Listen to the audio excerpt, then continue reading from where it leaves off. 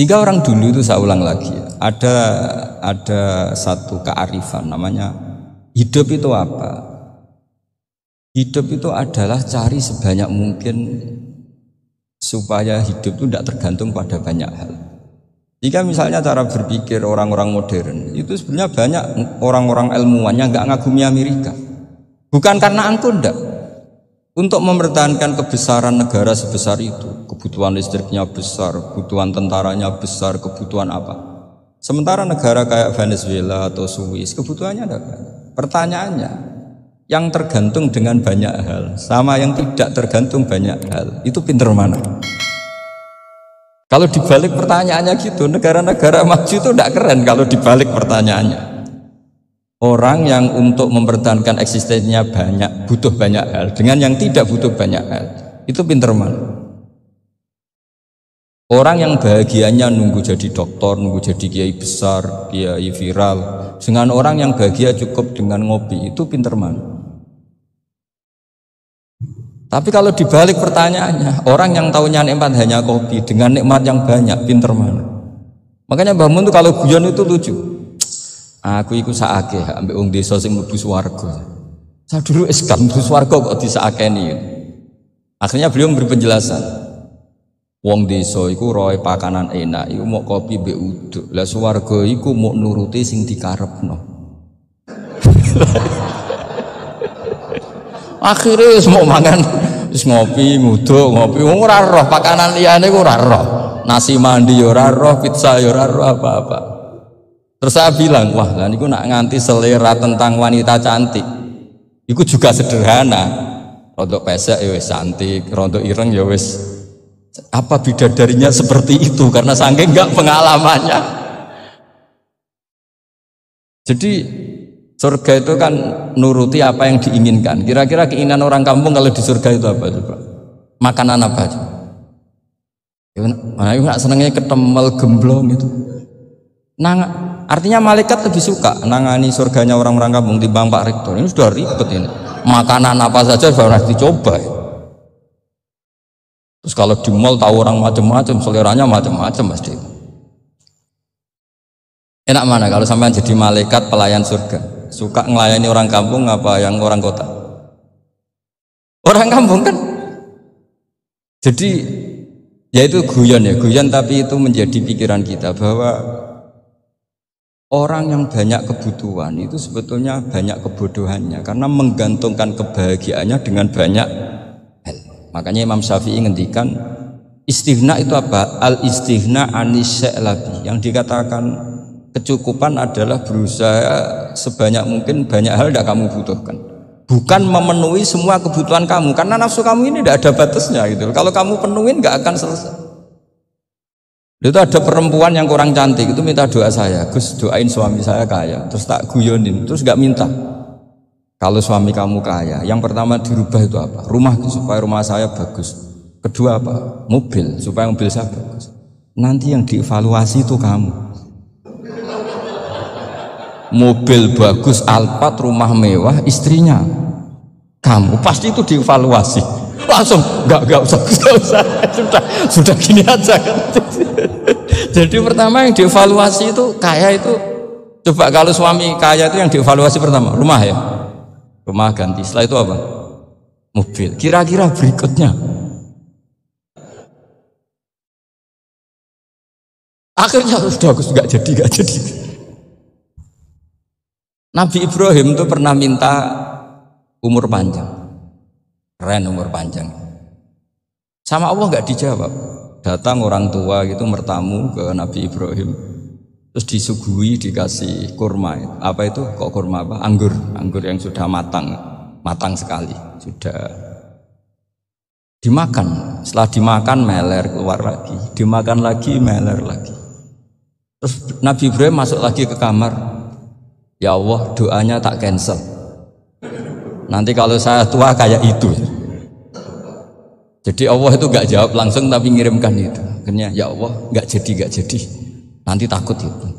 Saya pernah ngalami jadi kiai tadi, ada ibu-ibu ya gak pati cantik lah. Suaminya tuh miskin sekali. Minta doa saya supaya kaya. Bareng tak kasih pertimbangan itu udah gak usah gak jadi itu. Jadi itu kearifan. Tapi kearifan ini harus kita tanamkan. Saya nggak bisa membayangkan Indonesia yang besar ini, andai kan tidak ada konak, nerimo ing pantun. Coba sekarang ada COVID. Andai kan Indonesia tuh kayak Perancis. Beberapa kali punya tamu orang yang hidup lama di Perancis, bahkan dapat istri orang Perancis. Itu dulu nggak begitu mencintai Indonesia. Tapi setelah di Perancis 2 tahun, wah Indonesia hebat. Di Perancis itu kata dia kalau cerita, semua kebutuhan masyarakat itu dibebankan ke negara. Apa saja minta negara, apa saja nyoal negara. Sementara Indonesia, coba kalau Indonesia mengalami seperti ini kok tidak ada konaan rimo ing pantung, bisa kios Indonesia. Orang miskin nyalahkan negara, kelaparan nyalahkan negara, apa saja. Ini barokahnya dididik kiai, jogeman nyalahno wong liya. Urip pun romo ing pandum diame. Sampai gak ngerti kalau Covid. Banyak tuh orang-orang kampung, orang lugu-lugu. Mbah niki saking Covid, salam ning Covid muga-muga umure panjang. Dikira Covid itu nama orang yang ahli sosial itu. Mbah niki dana saking Covid. Matur nuwun sampekno salamku muga-muga umur panjang. Bingung kan yang nganterin ini. Ini gimana yang mau menjelaskan? Memang nggak paham. Ribet kan? Tapi saya pastikan bahwa dengan keadaan seperti ini kita bahagia, kita stabil, itu jelas barokahnya kalimat tadi, moto tadi atau pegangan hidup tadi. Makanya disebut al-ibarat qutun li'ailatil mustami'in. Bahwa redaksi atau kata-kata atau pegangan atau filosofi hidup apalah namanya itu adalah penyemangat karena kata-kata ini memang luar biasa. Ketika sahabat perang demi kebenaran zaman itu ya pasti benar karena yang dibela Nabi. Dulu itu kan enak zaman Nabi, yang dibela mesti benarnya, musuhnya mesti salahnya. Jika dulu itu memang harus tegas. Kalau sekarang mau tegas gimana? Yang kamu bilang tidak mesti benar, musuhnya tidak mesti salah. Ribet kan kalau misalnya saya tukaran sama Pak Rektor, kamu mau bela mana kan bingung. Saya tidak mesti benar, saya tidak Nabi. Pak Rektor apalagi nggak mesti benar lagi kan? Ribet kan? Jadi kalau kita mau perang sekarang itu mau pede gimana? Enggak. Makanya banyak ulama sekarang tuh mau tegas tuh gak berani karena ya banyak hal yang abu-abu lah wilayahnya, misalnya pilihan presiden atau pilihan bupati, pilihan menteri. Kamu mati-matian bela itu, yang kamu bela tidak mesti benar, musuh kamu tidak mesti salah. Misalnya pilihan bupati, wah ini kabupaten ini baik kalau bupatinya ini, yang satu bilang ini, terus tim suksesnya kamu tanya, kamu yakin? Ya tidak juga. Lah kenapa semangat? Kan sahabotohnya paling alasannya ya itu aja, bukan yang lain. Beda dengan zaman Nabi, Nabinya mesti benar, Abu Jahalnya mesti salah. Kan enak aturan mainnya jelas. Singkat cerita dalam perang itu banyak sahabat yang ngalami luka, ngalami apa gitu. Kemudian curhat ke Nabi, ya Nabi gara-gara derekkan jenengan, ngikuti jenengan saya harus ngalami seperti ini, seperti ini. Ngiranya orang itu diapresiasi sama Allah keluarnya, ternyata sama Allah gak diapresiasi, malah diturunkan ayat intakunu ta'lamuna fa innahum ya'lamuna kama ta'lamun wa tarjuna minallah malah yarju. Kalau kamu sakit karena perang, orang-orang kafir itu ya sakit, itu saja berani padahal demi kekafiran. Wa tarjuna minallah malah yarjun, padahal kamu punya nilai lebih yaitu berharap kepada Allah yang mereka tidak punya. Saya jadi kiai itu ya kadang mangkel. Karena yang benci ya benci, yang seneng itu ngel-ngel loh kayak Pak Bejo. Jadi semuanya ribet. Nah iya, yang benci ya ganggu, yang seneng ya ganggu, tambah nemen. Seribet. Tapi kalau sudah ingat bandar narkoba, mereka berhadapan dengan polisi, kadang ditembak karena kesalahannya terlalu fatal. Antar persaingan mereka juga bisa tembak-tembakan karena merebut pasar narkoba. Itu saja mereka berani. Kok kita yang jadi kiai kadang dicium tangannya, dihormati gak berani, hanya takut apa ya musibah-musibah kecil lah, atau problem-problem kecil. Nah iya, kalau kita bandingannya gitu. Kalau kamu mau tahajud kedinginan, itu masih nanti dihisab Allah itu gitu. Maling ayam itu keluar malam-malam, hanya dapat ayam. Itu gak takut dingin. Ya gak takut digebuki masa. Kamu mau tahajud aja takut dingin. Makanya nanti hisabnya orang soleh itu nanti dijajarkan orang dolim. Terus diperbandingkan. Wah itu habis kamu kalau itu. Jadi misalnya Unisula mau rapat, tapi ini malam, kalau malam dingin nanti sama masuk angin. Anak-anak pang di perapatan aja berani kamu. Kalau sudah perbandingannya gitu tuh ribet kita nanti. Makanya itu kalimat itu moto atau filosofi hidup. Sehingga diulang lagi nasihat itu. Iyam saskum korhun faqad masal qoma korhu mislu. Kalau kamu kena luka, orang-orang yang nggak benar juga akan kena luka. Itu aja berani demi ketidakbenaran. Masa kamu demi kebenaran nggak berani? Akhirnya orang itu, ya itu kalimat, itu heroik. Makanya kita ini penting ya. Makanya tadi himne Unisula dimulai kalimat thayyibah. Karena kalimat ini yang menjaga kita kalimat ini. Misalnya tentang Tuhan. Kenapa orang Islam imannya kokoh seperti ini, termasuk yang sudah hidup di Amerika, di Australia, di mana-mana. Itu ya barokahnya ajaran atau barokahnya kalimah. Saya sebut kalimah saya pakai bahasa santri.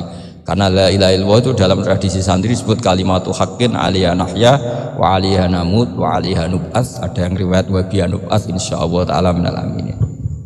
Kenapa mereka di mana-mana meskipun sekolah di Amerika, di Australia, bahkan di Uni Soviet tetap mukmin? Itu barokahnya ajaran yang benar. Allah itu siapa? Tuhan. Tuhan itu sifat dasarnya apa? Awal. Dia harus wujud awal sebelum makhluk yang lain. Sehingga ketika ada negara yang maju, yang tertib, manajemennya tertib, masyarakatnya makmur, tapi punya Tuhan yang tidak seperti itu, tidak awal, itu sudah gak nyaman. Karena ndaklah keren Tuhan saya, karena Tuhan saya itu al-awwal, zat yang pertama. Tuhan saya keren lah, zat yang gak mati. Tuhan yang gak mati, yang gak pernah mengalami kematian.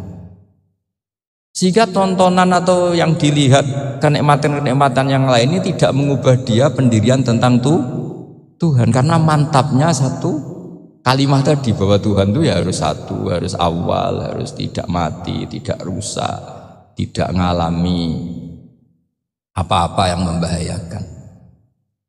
Sehingga ketika ditawarin Tuhan yang lain meskipun menjanjikan secara finansial atau kemakmuran, mereka agak tertarik. Itu coba, itu barokahnya makmur apa barokahnya ajaran? Barokahnya ajaran. Sering negara Islam itu kalah makmur dengan mereka, tapi barokahnya ajaran ini tetap apa? Tetap Islam. Makanya Nabi Ibrahim, Nabi yang sukses bikin wa ja'alaha kalimatam baqiyatan fi aqibi. Sehingga kita ini bekti sama orang tua misalnya, itu ya karena ajaran. Suwargamu itu karek wong tuamu. Nak wong tuamu ridho, Allah ridho. Nak ora ridho, Allah ora ridho. Ridho Allah fi ridhol walidain wa sakhatu wa sukhtu wa fi sakhatil. Sehingga ketika ada orang tua yang agak brengsek gitu, anak-anak tetap hormat. Punya orang tua yang miskin, yang sudah miskin, tukang tombok nomor, banyak kan di kampung gitu. Ya tetap hormat.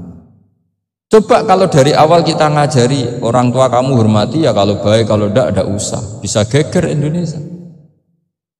Tapi barokahnya ajaran-ajaran itu Indonesia tertib karena ada ajaran. Nah ini di sini pesantren dan Unisula semua harus berkontribusi membuat ajaran yang benar itu adalah ciri utama Islam. Sehingga Islam ini dimulai dengan ajaran kalimatu haqqin alaiha nahya wa alaiha namut. Sehingga kita tenang seperti ini. Saya ini termasuk kiai yang tenang. Meskipun kata orang banyak saya ini kiai besar, tapi termasuk kiai yang paling tenang. Termasuk yang paling tenang. Karena saya ini pakai mazhab orang-orang hebat. Saya berkali-kali cerita, orang kayak Imam Syafi'i itu orang yang luar biasa. Saya berkali-kali cerita, orang yang tadi nyium tangan kamu ya Imam Syafi'i, di belakang tuh ngerasani kamu, menghujat kamu. Jawabannya enak saja. Berarti saya alhamdulillah orang yang wibawa. Buktinya di depan saya nggak berani. Jadi enteng saja. diceritain sebagian kampung, sebagian separuh dari warga kamu itu gak suka kamu. Ya bagus lah gak suka saya, gak akan utang duit saya. Di mana-mana orang utang itu karena teman dekat. Kalau gak seneng pasti minimal gak utang, gak pinjem mobil, gak pinjem apa. Berkah mana yang seneng sama yang gedeng? Jadi dianggap enteng saja. Semua yang dialamin dianggap enteng saja. Misalnya punya istri pemarah, ya baguslah marahin suami. Kalau marahi tonggo malah ribet. Jadi kamu harus terima kasih kalau dimarahin istri. Baguslah marahin saya mah, kalau marahi tonggo ribet. Jadi enteng saja. Tapi kita sekarang itu karena nafsu ya, sehingga menghadapi hidup ini ribet. Ulama dulu kalau mau mati itu senangnya bukan main. Sudah lama saya ini ingin gak maksiat. Kayaknya gak maksiat paling efektif itu mati. Ya tidak apa-apa Gusti, kalau sebaiknya mati ya mati aja.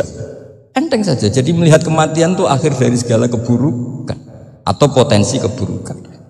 Apapun baik kita sekarang, suatu saat mungkin kita gak baik.